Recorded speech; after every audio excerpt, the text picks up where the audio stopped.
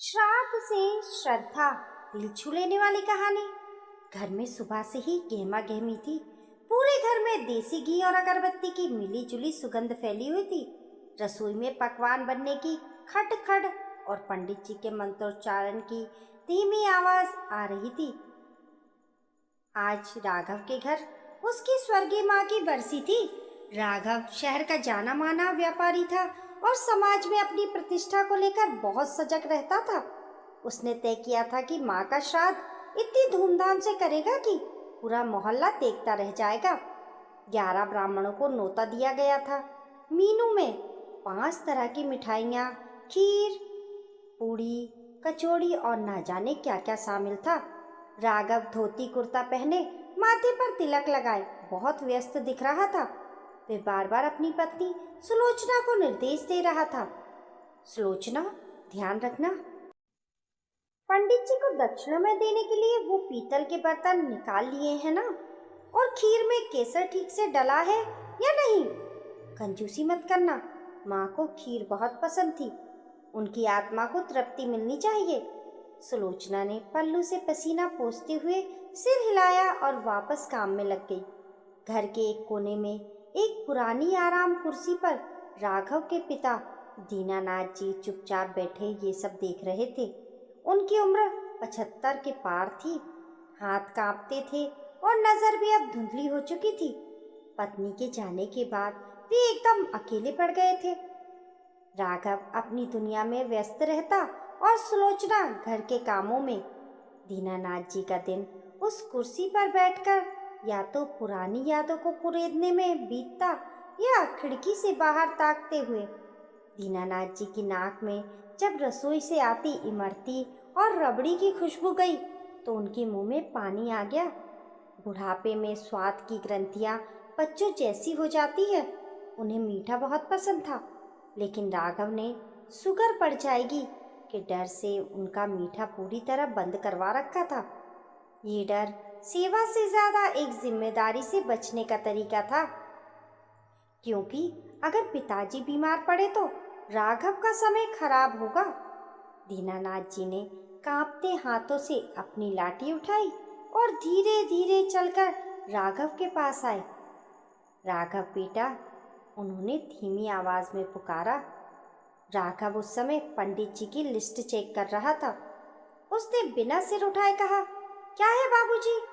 देख रहे हैं ना कितना काम फैला हुआ है। अभी डिस्टर्ब मत कीजिए। नहीं बेटा, वो बहुत अच्छी खुशबू आ रही है। मन कर रहा था कि आज तो माँ का श्राद्ध है, अगर एक इमरती मुझे भी मिल जाती तो। दीनानाथ जी ने बच्चे की तरह ललचाई नजरों से कहा।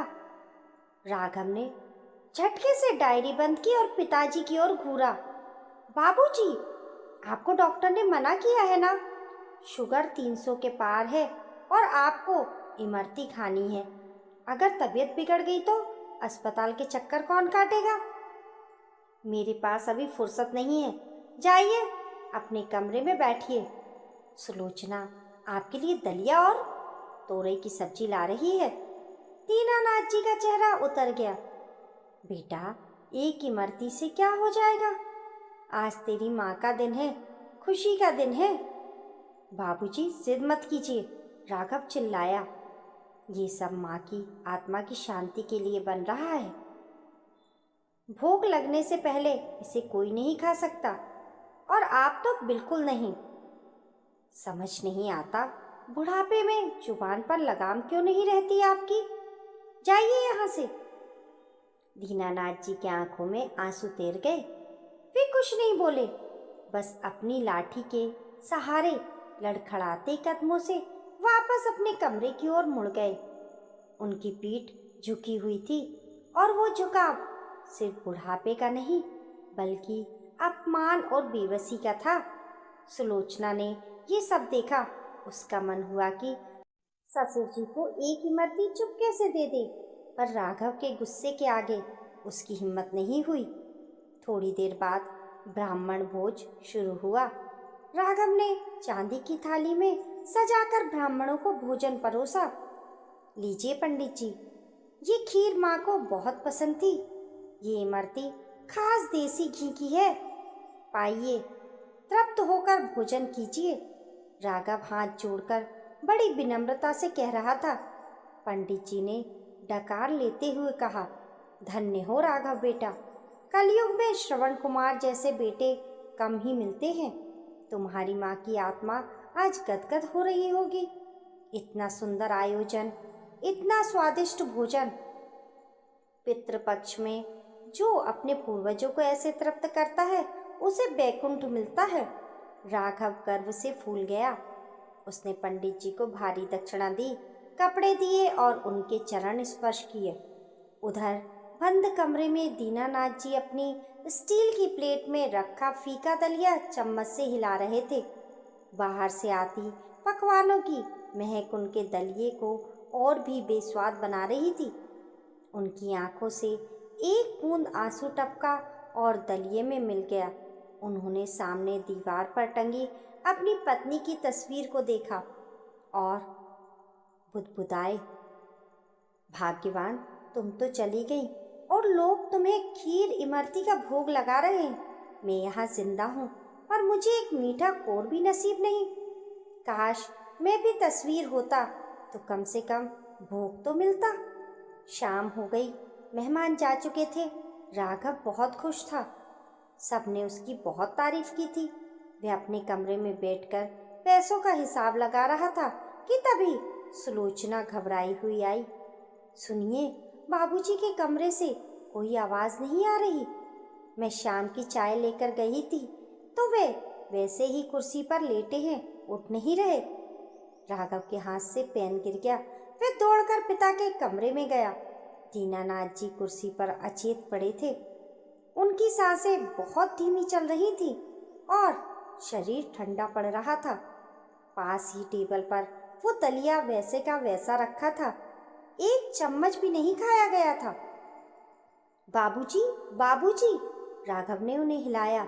कोई जवाब नहीं। डॉक्टर को फोन किया गया। डॉक्टर तुरंत आए और चेकअप किया।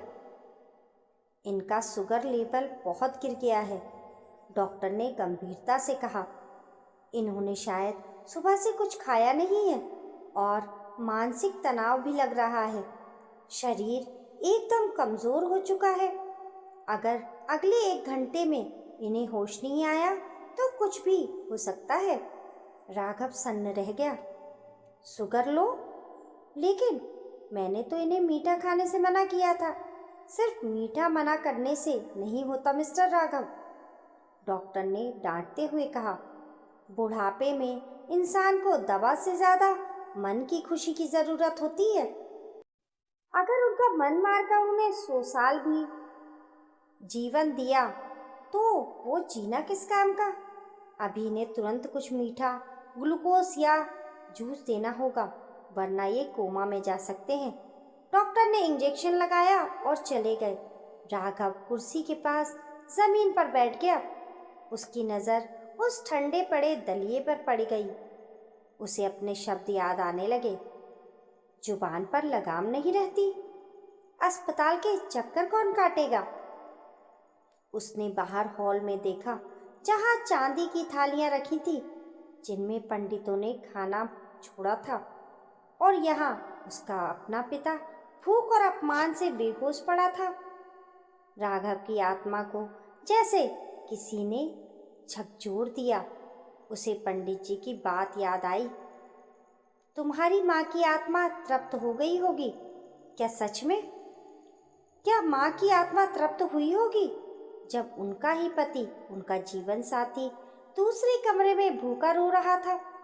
राघव को अपनी गलती का एहसास हुआ। वे दौड़ा दौड़ा रसोई में गया। वहाँ बची हुई इमरतियाँ और खीर रखी थी। उसने कांपते हाथों से एक कटोरी में खीर ली और एक इमरती उठाई। वे वापस कमरे में आया। उसने पिता का सिर अपनी गोद में रखा। बाबूजी, आंखें खोलिए बाबूजी। राघव रोने लगा। देखिए मैं क्या लाया हूँ, आपकी इमरती। बाबूजी उठिए ना। उसने धीरे से दीनानाथ जी के मुंह में खीर का एक चम्मच डाला। दीनानाथ जी ने अचेतन अवस्था में भी उसे निगला नहीं। राघव डर गया। वे फूट फूट कर रोने लगा। मुझे माफ कर दीजिए बाबूजी, मैं दुनिया को दिखाने में लग रहा था कि मैं कितना अच्छा बेटा हूँ। मैंने मरे हुए लोगों को खिलाया, पर जो जिंदा भगवान मेरे घर में बैठे थे उन्हें भूखा रखा। अगर आपको कुछ हो गया तो मैं जीते जी मर जाऊंगा। सुलोचना भी रो रही थी। दोनों ने मिलकर दीनानाथ जी के हाथ पैर रगड़े। काफी मशक्कत के बाद दीनानाथ जी की पलकें झपकी। उन्होंने बहुत धीमी सांस ली। राघव ने तुरंत इमरती का एक छोटा टुकड़ा तोड़कर उनके होठों पर रखा। बाबूजी खाइए, ये आपके लिए है। दीनानाथ जी ने धीरे धीरे मुंह खोला। मिठास जैसे ही उनकी जुबान पर घुली, उनके चेहरे पर एक हल्की सी लकीर खिंच गई, शायद सुकून की। उन्होंने आंखें पूरी खोली और राघव को देखा। राघव, उनकी आवाज़ बहुत कमज़ोर थी। हाँ बाबूजी, मैं हूँ। ये लीजिए और खाइए। आज कोई रोक टोक नहीं। आज डॉक्टर ने नहीं, आपके बेटे ने दिए हैं। राघव ने रोते हुए उन्हें अपने हाथों से इमरती खिलाई। दीनानाथ जी ने खाते हुए कहा, बेटा बहुत स्वादिष्ट है, तेरी माँ को भी बहुत पसंद थी। राघव ने पिता के पैरों में सिर रख दिया। बाबूजी, श्राद्ध तो उनका होता है जो चले गए, पर असली श्राद्ध तो तब है जब मैं आपको जीते जी तृप्त कर सकूं। आज मुझे समझ आ गया कि चांदी के बर्तनों में खिलाने से पुण्य नहीं मिलता, बल्कि बूढ़े माँ बाप की आंखों में चमक लाने से मिलता है। उस रात राघव ने एक फैसला किया। अगले दिन सुबह राघव ने पंडितों को नहीं बुलाया। वे सुबह जल्दी उठा, दीनानाथ जी को तैयार किया, उन्हें उनकी पसंद का नया कुर्ते पैजामा पहनाया। कहाँ जा रहे हैं बेटा? दीनानाथ जी ने पूछा। पिकनिक पर बाबूजी, राघव ने मुस्कुराते हुए कहा। सुलोचना ने पूरी सब्जी और हलवा बनाया है।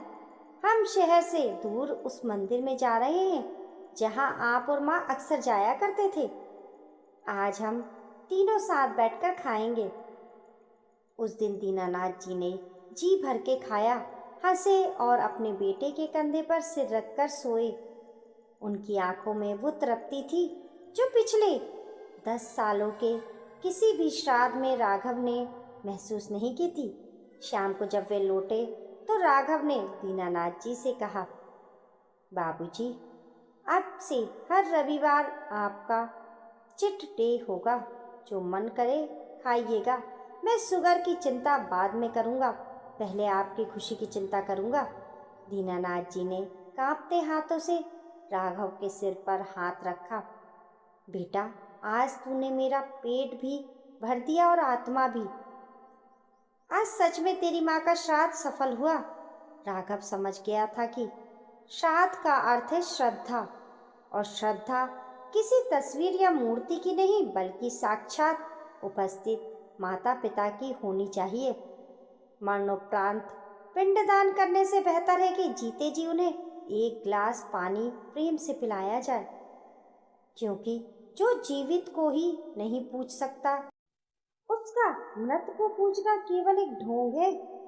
दोस्तों, हमारे वेद पुराण भी कहते हैं कि पितृ देवो भव। पितृ यानी हमारे माता पिता। जब तक वे जीवित हैं, उनकी सेवा, उनका आदर और उनकी छोटी छोटी खुशियों का ध्यान रखना ही सबसे बड़ा धर्म है। मृत्यु के बाद लाखों का दान भी उस एक पल की बराबरी नहीं कर सकता है।